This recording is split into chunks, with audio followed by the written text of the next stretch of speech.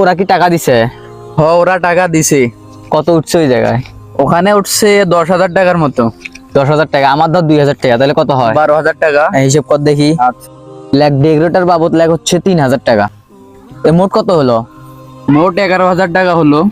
1,000 টাকা দিয়ে কেমনি তুই ছাগল হবে রে? তো টেনশন করিস কে, ছাগলের মাংস খাওয়ার আমার হেভি একটা প্ল্যান রয়েছে। কি প্ল্যান বল দেখি।